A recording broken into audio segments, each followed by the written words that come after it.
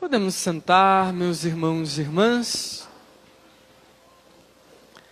Nesse evangelho de hoje, nós ouvimos Jesus nos apresentar uma realidade muito interessante.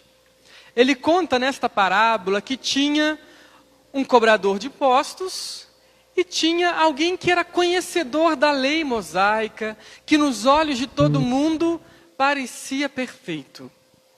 E este, que era considerado perfeito socialmente, de fato se sentia perfeito também.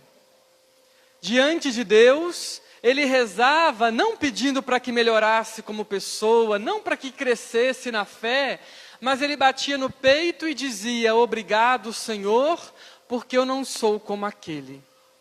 Obrigado, Senhor, porque eu não sou como aquele ladrão, como aquele cobrador de impostos, como aquele adúltero.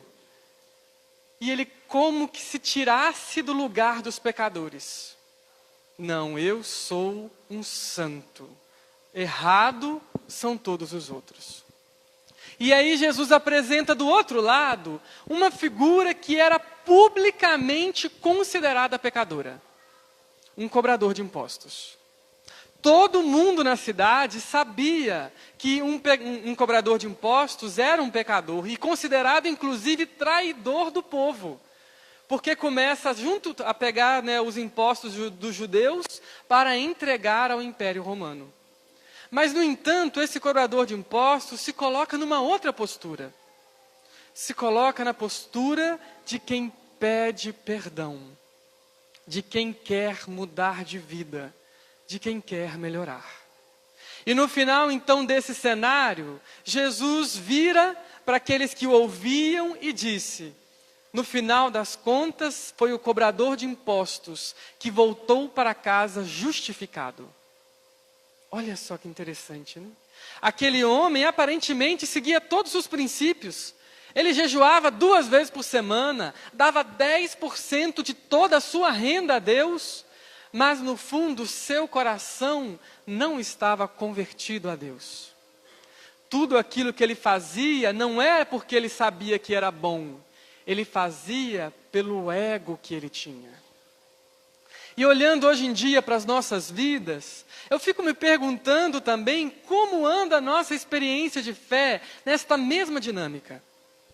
Será que nós nos colocamos no lugar de quem está constantemente aprendendo na vivência da fé e da pastoral? Ou será que a gente já acha que sabe tudo? Quantas vezes a gente já escutou numa pastoral ou na igreja alguém dizendo assim: não, porque eu trabalho demais nessa igreja. Se não fosse eu, nada ia para frente aqui. Porque eu sou o melhor no que eu faço. E às vezes a pessoa pode até estar dizendo a verdade sobre ser quem mais trabalha naquela pastoral. Mas se equivoca quando pensa que ela é a mais importante por isso. Em contraste a essas falas, às vezes nós ouvimos uma senhorinha simples que vem se confessar com a gente e diz assim: ah, padre, às vezes eu me sinto quase que inútil na comunidade, porque a única coisa que eu consigo fazer, por conta da minha limitação física, é rezar por esta igreja quando eu estou em casa. E aí a gente vai percebendo que no fundo o poder que a gente realmente tem com as coisas está muito mais atrelado sobre de onde nasce a intenção. Não é só fazer para que os outros vejam, é fazer de verdade. Não é só dar 10% do dízimo como aquele cara fazia porque era obrigatório na época, mas se for para fazer, que seja porque eu percebo o valor que há nisso. Não é porque eu quero aparecer mais que todo mundo na pastoral, que eu trabalho mais, mas é porque eu amo aquilo que eu faço. Aí é que está. A motivação é que diz, porque senão nossos trabalhos, seja na igreja ou seja em qualquer outro lugar, se tornarão muito mais o trabalho do ego do que o trabalho verdadeiro de entrega a Deus. E esta é uma tentação que nós temos aqui na igreja, temos lá no nosso trabalho, temos na nossa família, de em todo lugar nos sentirmos melhores que os outros. E tem gente que vai mais além, se sente melhor que os outros, porque quando olha a cor do outro, a pessoa pensa: não, porque a minha cor com certeza é melhor do que a dela. e olha a sexualidade do outro e diz, a minha sexualidade com certeza é melhor do que a sexualidade do outro. Porque olha o lugar que a fulano nasceu, com certeza eu sou melhor. Olha só a escolaridade que a pessoa tem, eu tenho 2 faculdades, a pessoa mal terminou o ensino médio. Eu lembro uma vez, né, quando eu era mais novo, eu presenciei a cena de uma pessoa que estava dirigindo, né, tinha uma pessoa dirigindo o carro mais velha e tinha um mais novo do lado, assim. E aí, na hora de puxar o freio de mão, não sei se vocês sabem, mas geralmente imagino que sim, o freio de mão, quando você vai puxar, você não pega e faz de uma vez, né? Você aperta um botãozinho na frente para poder desativar o freio de mão e aí você puxa. E aí, essa pessoa, sempre que ia dirigir, ela não apertava o botão, ela toda hora. Isso, né, arrebenta, né, o cabo de aço, enfim.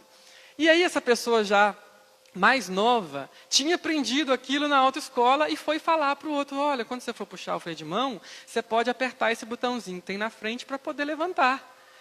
Nossa senhora, você tinha que ver como é que o motorista reagiu. Você nessa idade acha que vai me ensinar alguma coisa? Eu tenho não sei quantos anos de carteira, e que não sei o quê, e que eu nunca levei nenhuma multa, e que não sei o que lá. E a pessoa, coitada, tentando na melhor das boas intenções ensinar, baixou, né, a cabeça e esperou acabar a viagem. Mas no final, quem estava certo? O mais novo. E é interessante que o problema não é o quanto a gente sabe, ou a idade que a gente tem. O problema é a gente achar que já estamos prontos, que não aprenderemos de ninguém. Uma coisa que eu acho muito bonito, que tem acontecido lá na casa onde eu nasci, né, com meus pais, é que eu e minha irmã sempre aprendemos dos meus pais as coisas. Meu pai, minha mãe. E agora chegou um ponto que eles estão abertos a aprender conosco. Eles perguntam para a gente o que a gente acha sobre tal tema. Não, porque eu vi minha mãe principalmente, ela chega para mim e fala assim, não, eu vi fulano falar tal coisa lá na escola. É isso mesmo? O que significa isso? Sabe, alguém que quer aprender. E eu fico me perguntando que esse movimento é um dos movimentos mais bonitos da nossa vida. A capacidade de, independente de quem, do lugar, da idade, a gente sempre aprender e melhorar nas relações. Aí que está. E nós hoje, como povo de Deus, o que será que em nós ainda falta melhorar? Ou será que você acha também que você já está pronto? Olha, gente, pode ser aqui o Padre Tiago, pode ser o Dom José, pode ser a Dona Maria, pode ser o Leandro, pode ser o Papa Leão. Todos nós estaremos sempre num caminho permanente de crescimento e aprendizado. Mas só continuaremos nesse caminho se percebermos que precisamos melhorar. Não importa a sua idade, a sua mentalidade ainda pode mudar. O seu jeito de tratar as pessoas ainda pode mudar. O seu jeito ainda de olhar, de julgar ou não, pode mudar. Mas, padre, qual então, afinal, é o crivo para eu saber o que eu preciso mudar? A palavra de Deus. A palavra de Deus é o lugar onde nós precisamos, a todo tempo, colocar a nossa vida em contraste. Porque senão a gente vai vendo uma experiência de fé de um povo que deixa de lado o que as pessoas já falam. Jesus já começa dizendo, olha, contando essa parábola para aqueles que confiam só na sua própria justiça e esquecem dos outros. Tem gente que esquece dos outros. Tem gente que esquece da igreja. Eu não preciso de igreja para chegar até Deus. Tem gente que esquece até da palavra. Daqui a pouco escuta Jesus falando de amor, mas odeia o irmão, de perdão, mas não perdoa, de dar a comida a quem passa fome, mas eu não vou dar a comida. E tem gente que chega ao ponto de esquecer até de Deus. Eu não preciso de Deus para viver. Estou recebendo aqui meu salário direitinho, estou conseguindo pagar minhas contas, e pensa que a vida é só isso. E a gente vai percebendo que quanto mais a gente se abre a Deus, mais Ele nos instiga, nos incomoda a sermos seres humanos melhores, para uma igreja e para uma sociedade melhor. Só que para isso precisamos estar de corações abertos. Não tem milagre que aconteça em nossas vidas se nós não nos abrirmos à palavra de Deus. Não tem como. Ah, eu queria tanto que Deus mudasse o meu jeito, que eu queria melhorar a relação que eu tenho minha com meu marido, ou então minha com meu filho, ou minha com a minha esposa, ou com tal o quê, ou lá no meu trabalho. Mas se você não se abre para perceber no que você está errando, você nunca vai conseguir se aproximar. Às vezes a gente pede a Deus para ser melhor, né, em relação com as pessoas, mas a gente sempre acha que às vezes é só o outro que está errado. Não, porque eu brigo demais com meu filho. Nossa, o tanto de gente que eu atendo aqui que fala, não, porque eu brigo demais com meu filho, brigo demais com meu esposo, brigo demais com a minha esposa, brigo demais no meu trabalho. Mas a pessoa falando parece um santo. Um santo. Podia até colocar aqui, pendurar aqui, né, Leandro? Nesse lugar aqui que está vazio, né? Podia até pendurar a pessoa aqui. E a gente tem que perceber também na hora, se tem alguma coisa dando errado, o que também eu preciso mudar em mim. Será que eu estou indo de fato com o coração de quem quer ouvir? Ou eu já chego armado? Já chego com 2 pedras na mão? Tudo que a pessoa fala para mim não serve, não presta, é só o que eu quero, é só o que eu falo. Como é que a gente vai mudar a relação se a gente também não percebe a nossa mudança interna que precisa acontecer? E falando ainda sobre se sentir melhor que os outros, isso pode acontecer em qualquer lugar. Mas que apesar disso, nos fazemos dóceis a Deus. Outro dia eu ouvi uma historinha de moral que eu achei muito interessante. Reza a lenda que tinha um homem aqui em Tumbiara que era ateu, que é ateu. E aí um dia ele acompanhava a vida de uma senhorinha muito simples, numa casa muito simples, e ela é uma pessoa muito religiosa. Tudo o que acontecia ela falava, não, porque Deus há de melhorar, não, porque vai dar certo. E esse ateu rico olhava para aquela senhora que morava numa casinha super simples, numa vida simples, pensou assim, eu vou acabar com a fé dessa senhora.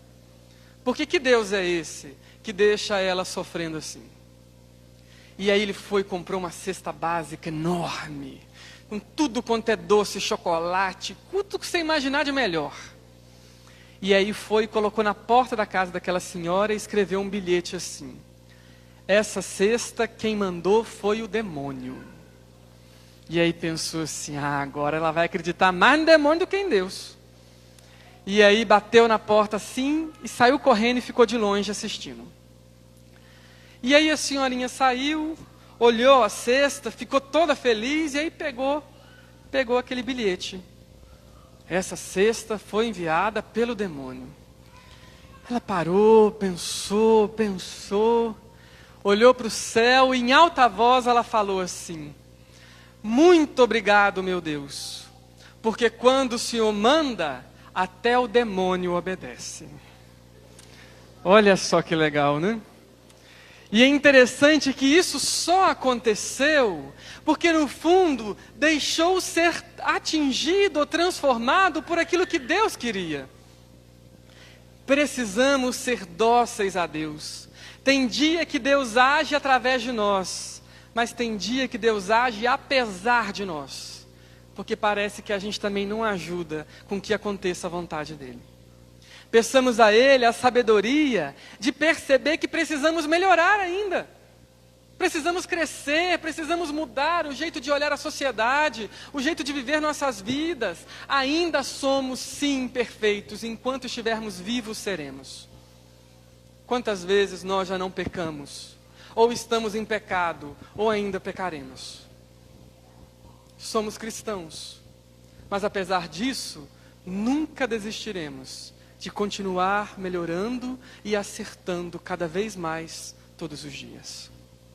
Então agora neste momento, vai fechando os seus olhos e pensa no seu coração, como anda a sua vivência de fé? Será que a gente tem sido humilde o suficiente para reconhecer quando erramos? Será que temos sido humildes para poder pedir perdão dos nossos erros, dos nossos pecados? Será que ainda percebemos que essa caminhada da evolução humana e espiritual é permanente? Nós te pedimos hoje, Senhor, que nos dê um coração semelhante ao Teu. Que quando nós falarmos, que sejam as Tuas palavras em nós.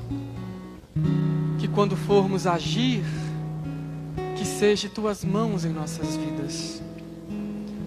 E é por isso que hoje nós nos rendemos a Ti.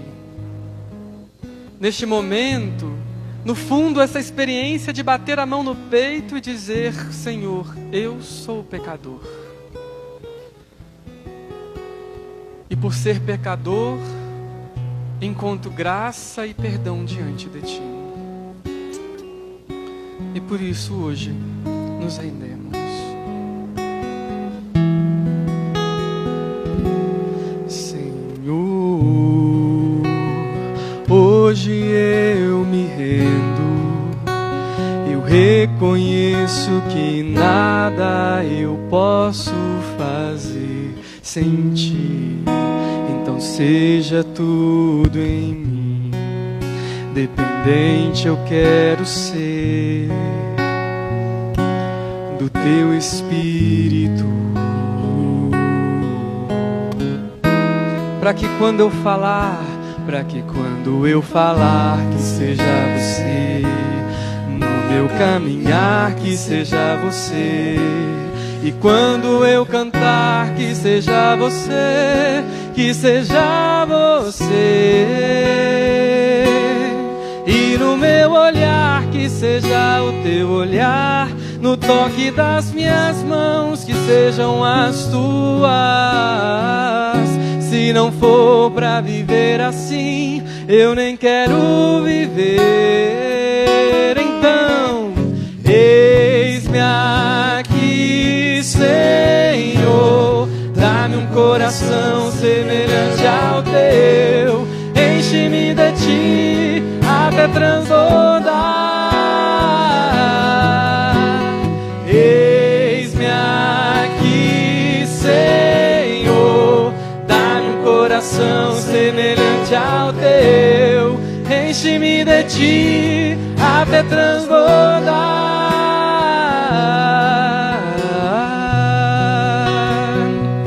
Enche-nos de Ti, Senhor.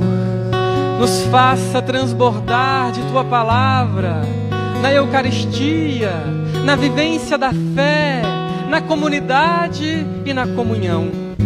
Corações ressignificados, que amam a humanidade, assim como o Senhor nos ama.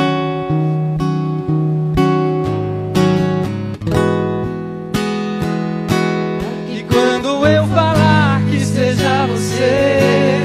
No meu caminhar, que seja Você. E quando eu cantar, que seja Você, que seja Você. E no meu olhar, que seja o Teu olhar. No toque das minhas mãos, que sejam as Tuas. Se não for pra viver assim, eu nem quero viver. De pé, bem alto. Eis-me aqui, Senhor. Dá-me um coração semelhante ao Teu. Enche-me de Ti até transbordar. Dá pra ser mais alto. Eis-me aqui, Senhor. Dá-me um coração semelhante ao Teu. Enche-me de Ti até transbordar. Mais uma vez. Eis-me aqui, Senhor. Dá-me um coração semelhante ao Teu. Enche-me de Ti até transbordar. Eis-me aqui, Senhor. Dá-me um coração semelhante ao Teu. Enche-me de Ti até transbordar.